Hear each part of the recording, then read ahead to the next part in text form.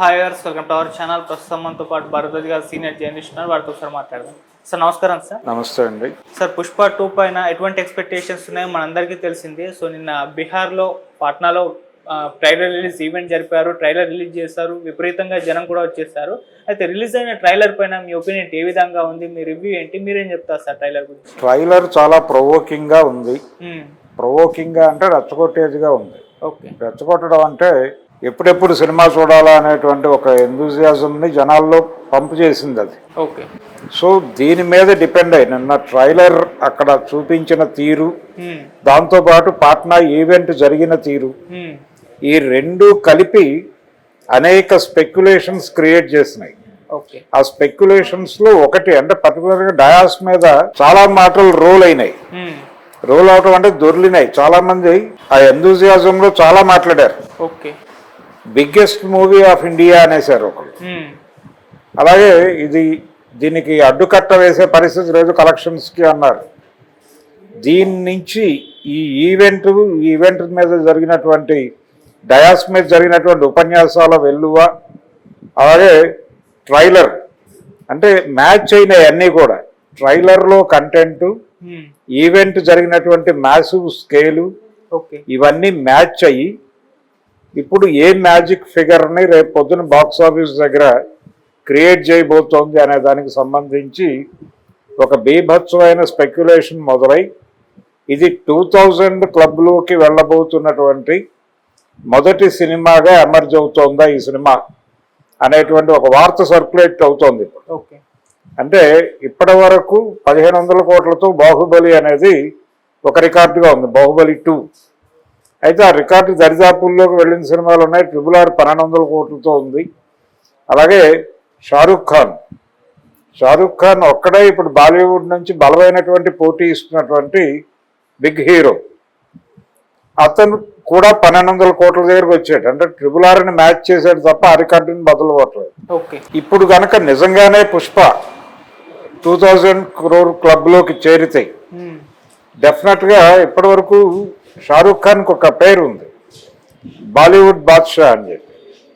ఇప్పుడు బాలీవుడ్ బాద్షా వెళ్ళిపోయి Indian cinema Badshah ఒకడు అవతరిస్తాడు. ఆ రోల్లోకి అల్లు అర్జున్ ఎమర్జ్ అవుతాడు.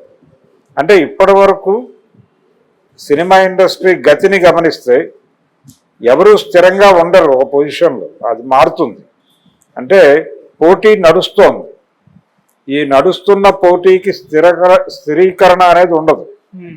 లోకల్ మార్కెట్ ఉండగా అలా స్థిరీకరణ ఉండేది. ఒక పెద్ద హీరోగా కొంతకాలం 1 to 10 ప్లేసెస్లో అతను ఉండేవాడు, నడిచేది కొంతకాలం. అది చిరంజీవి వరకు ఓకే. ఎన్టీఆర్ నడిచింది, ఎన్టీఆర్ చిరంజీవి. ఆ తర్వాత లేదు. ఆ తర్వాత సినిమా షేప్ మారింది. ఇదే రాజమౌళి చెప్పాడు ఆ మధ్య. అంటే సూపర్ స్టార్డమ్ అనేది ఎన్టీఆర్ చిరంజీవులతోనే అయిపోయింది అనే మాట ఆయన ప్రకటించాడు అధికారికంగా. అది వాస్తవం. దాసరి గారు అనేవాడు సినిమా వాళ్ళ జీవితాలు ప్రతి శుక్రవారం మారతాయి అని.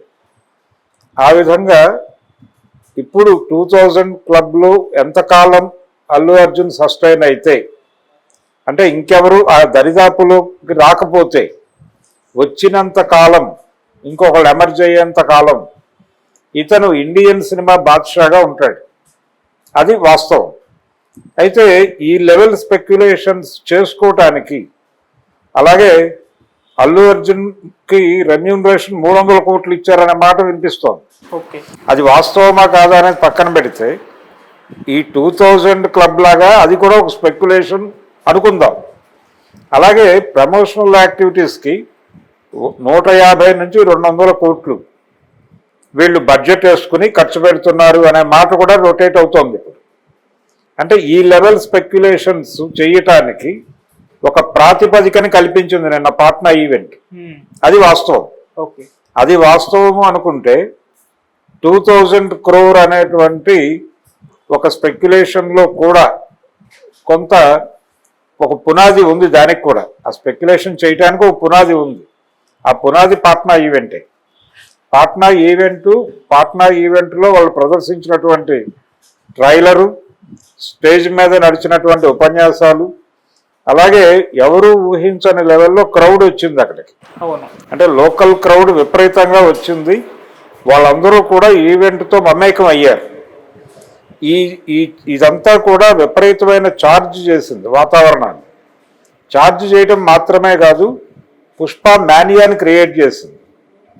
లోకల్గా అంటే ఇండియన్ మార్కెట్లో మాత్రమే కాదు, అది ఒక రకంగా ఇంటర్నేషనల్ మార్కెట్లో కూడా ప్రకంపనలే.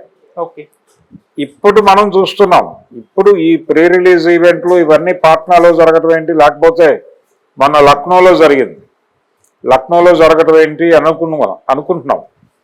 అంటే తెలుగు మీడియాని తీసుకెళ్లారు, లక్నో తీసుకెళ్లారు, అలాగే పాట్నా తీసుకెళ్లారు. ఇప్పుడు నెక్స్ట్ అతి కొద్ది రోజుల్లోనే మనం తెలుగు మీడియాని ఒక తెలుగు సినిమా ప్రమోషనల్ ఈవెంట్ కోసం న్యూయార్క్ తీసుకెళ్లే పరిస్థితి రావచ్చు, లేకపోతే న్యూ జెర్సీ తీసుకెళ్లే పరిస్థితి రావచ్చు, లేకపోతే మెల్బోర్న్ తీసుకెళ్లే పరిస్థితి రావచ్చు, చెప్పలేము. ఎందుకంటే తెలుగు సినిమా గ్లోబల్ మార్కెట్లోకి ఎంట్రీ ఇవ్వడానికి తహజాలు ఆడుతోంది. నిన్న ఆ ట్రైలర్లో డైలాగ్ ఉంది, పుష్ప అంటే లోకల్ కాదు ఇంటర్నేషనల్ అంటాడు. అలాగే పుష్ప అంటే ఫ్లవర్ అనుకున్నావా, కాదు ఫైర్ అంటాడు ఫస్ట్ పార్ట్లో. దీనిలో వైల్డ్ ఫైర్ అన్నాడు. ఈ వైల్డ్ ఫైర్ కంటే కూడా ఇది వరల్డ్ ఫైర్ లాగా అనిపిస్తోంది. ఈ వరల్డ్ ఫైర్ అనేది ఖాయం చేసుకోవచ్చు ఈ సినిమాకి. అలాగే పుష్ప అనేది పేరు కాదు బ్రాండ్ అన్నారు సినిమా ట్రైలర్లో డైలాగ్. ఇంకో కీలకమైన డైలాగ్ ఏంటంటే పుష్ప అనేది పేరు చాలా చిన్నదే కానీ శబ్దం చాలా ఎక్కువ వస్తుంది అంటాడు. ఇప్పుడు ఆ లెవెల్ శబ్దం అంటే 2000 crore లెవెల్ శబ్దం చేసే కెపాసిటీ ఈ సినిమాకు ఉన్నట్టుగా నమ్మించగలిగింది నిన్నటి ఈవెంటు, నిన్నటి ట్రైలర్. ఇది ఇక్కడితో ఆగదు అంటున్నారు. ఇది పరంపర ఉంది. చెన్నై ఈవెంట్ అంటున్నారు, కేరళలో ఒక ఈవెంట్ అంటున్నారు, వీటన్నిటి తర్వాత హైదరాబాద్ ఈవెంట్ అంటున్నారు. సో చూడాలి ఇది ఏ లెవెల్. ప్రస్తుతానికి అయితే పుష్ప మ్యానియా మొదలైంది నిన్నటి నుంచి. ఈ మ్యానియా అనేది ఏ లెవెల్కి తీసుకెళ్తుంది తెలుగు సినిమాని అనేది చూడాలి.